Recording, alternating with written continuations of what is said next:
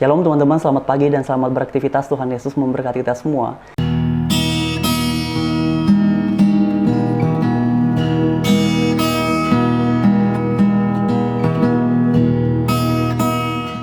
Dan mari sama-sama dalam bagian ini kita akan menyimak satu cuplikan video terkait dengan kesaksian seorang mualaf yang mengaku berasal dari agama Kristen, tetapi sebenarnya beliau ini bukan agama Kristen sebelum menjadi mualaf. Karena itu mari kita simak sama-sama dan nantinya akan kita tanggapi. Yang pertama itu Kejadian 17 ayat 14. Jadi kita buka.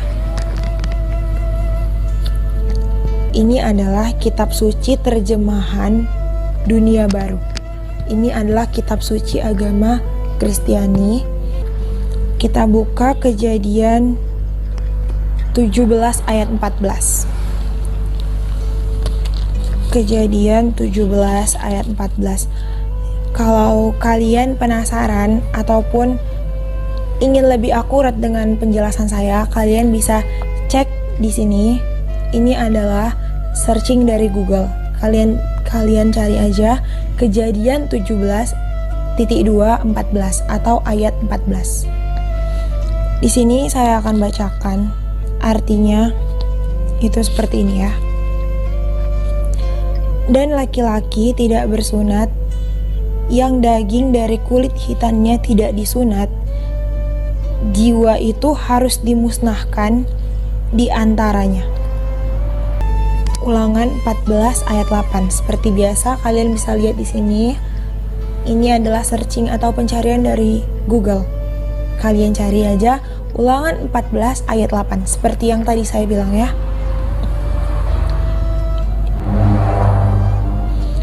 Bunyinya seperti ini.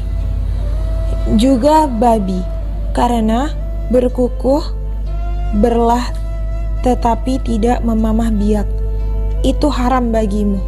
Kamu tidak boleh memakan dagingnya, dan kamu tidak boleh menyentuh bangkainya. Nah teman-teman sekalian, itulah cuplikan videonya, dan sebenarnya dalam durasi panjangnya beliau ini membahas tentang di dalam Alkitabnya orang Kristen itu ada perintah untuk bersunat dan juga ada perintah untuk menggunakan kerudung, juga ada perintah tentang makanan halal dan haram. Nah sebenarnya mengenai hal seperti itu sudah pernah saya bahas beberapa waktu yang lalu. Nanti saya akan coba sertakan linknya di kolom deskripsi ataupun di kolom komentar supaya teman-teman gampang untuk mengaksesnya.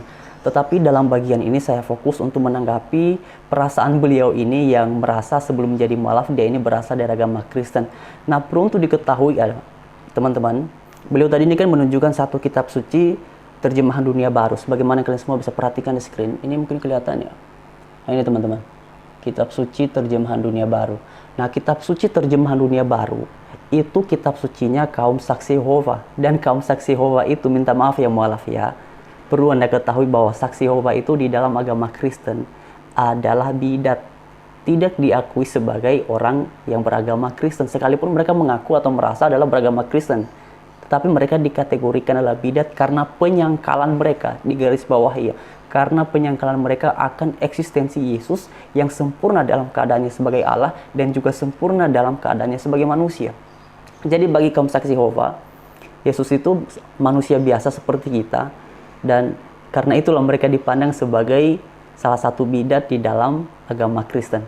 Jadi tidak diakui ya. Jadi Mbak Mualaf, terima kasih Anda sudah menganggap diri Anda sebelumnya berasal dari agama Kristen, tetapi minta maaf sekali, tidak bermaksud untuk menganggap Anda dikecualikan dari agama Kristen, tetapi memang paham yang Anda anut, saksi Yehova itu adalah salah satu bidat di dalam agama Kristen. Kemudian teman-teman sekalian, nah, saya kasih informasi saja, saya juga punya nih kitab sucinya Mormon. Nih, sebenarnya beberapa kitab suci agama itu saya punya, tapi saya tunjukkan dua saja dalam bagian ini. Ini kitab suci Mormon ini. Di bawahnya sini dituliskan satu kesaksian lagi tentang Yesus Kristus. Ini teman-teman, kelihatan ya? Kelihatan.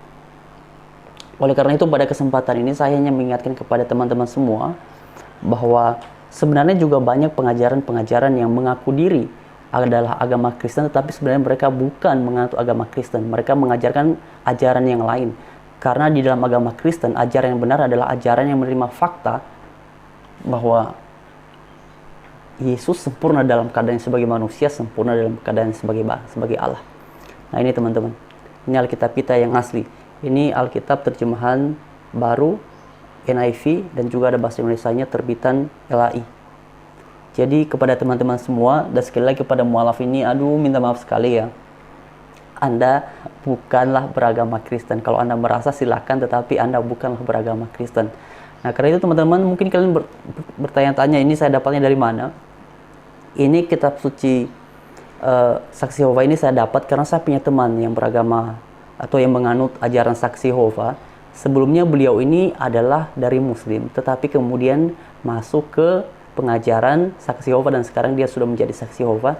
Sedangkan kalau kitab Mormon ini saya dapat dari murid saya. Saya punya beberapa lain lagi, tapi dua ini saja dulu. Saya dapat dari murid saya ini.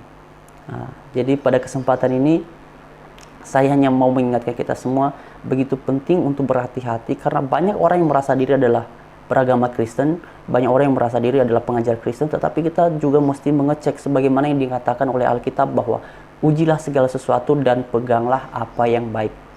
Ini mesti kita ingat selalu teman-teman, jangan gampang diombang-ambingkan oleh berbagai macam pengajaran. Dan mengenai pertanyaan ataupun argumentasi yang sudah disampaikan oleh beliau dalam bagian ini, mari sama-sama kita berikan sedikit respon terkait dengan apa yang disampaikan oleh beliau ini. Nanti lengkapnya teman-teman bisa memperhatikan di video-video sebelumnya. Nah, mengenai sunat itu benar, pertama sekali disampaikan oleh Allah kepada Abraham dalam kitab Kejadian, dan makna sunat itu sejak semula adalah tanda perjanjian. Nah, seperti yang saya sampaikan beberapa waktu yang lalu, perjanjian tentang apa? Adalah perjanjian tentang Abraham dan seluruh keturunannya tidak lagi hidup berdasarkan peraturan yang bersifat duniawi, tetapi akan hidup berdasarkan kebenaran yang Allah kehendaki. Itu esensi dari sunat. Nah, kemudian mengenai penggunaan kerudung, ya itu ada di dalam kitab Korintus. Tetapi yang perlu diingat bahwa pengajaran tentang penggunaan kerudung ini adalah sebagai respon Rasul Paulus atas masalah yang dialami oleh jemaat pada masa itu tentang pakaian liturgi ke apa yang kita harus pakai. Karena itulah kemudian Rasul Paulus mengusulkan untuk menggunakan kerudung bagi perempuan sebagai solusi atas persoalan, atas perbedaan pendapat yang sedang dihadapi oleh jemaat pada masa itu. Dan kemudian mengenai makanan halal dan haram. Betul, kan sebenarnya hal ini tidak dibantah oleh orang-orang Kristen. Dan memang di kalangan orang Kristen juga ada yang makan babi, ada yang tidak. Tetapi yang perlu diketahui bahwa tentang larangan halal dan haram di dalam Alkitab itu ada. Tapi kenapa kemudian orang Kristen makan babi? Karena tentang kerajaan sorga itu tidak ada hubungannya dengan makanan dan minuman. Ini ditekankan oleh Alkitab di dalam perjanjian baru. Lalu nanti akan dikatakan, oh kitab suci orang Kristen diubah-ubah dong maknanya. Bukan diubah-ubah maknanya. Makanya kalau Anda belajar tentang agama Kristen, Anda harus paham bahwa itu dituliskan di bawah pewahyuan Allah sendiri pada konteks tertentu, karena itulah penerapannya pun juga harus dipahami, tidak boleh mengabaikan konteks utamanya. Dan kemudian mengenai larangan makanan ini, halal dan haram, itu ada di dalam kitab Taurat, dan seluruh apa yang tercatat yang diharapkan di dalam kitab Taurat itu pada akhirnya semuanya tergenapi sempurna di dalam diri dan karyanya Tuhan Yesus. Karena itulah pada akhirnya perjanjian baru memberikan sebuah pengajaran bahwa mengenai kerajaan sorga tidak lagi tentang makanan dan minuman.